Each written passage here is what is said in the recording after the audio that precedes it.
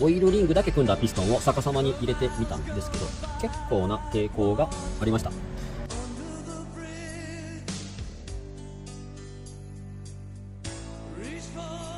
古いオイルリングをね、掃除をして組み直す。すると結構な手応えがある。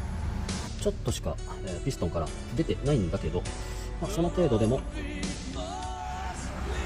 スポッと入らないぐらいは広がりますと。もうわずかな、微妙なところですね。ちょっと閉じると、は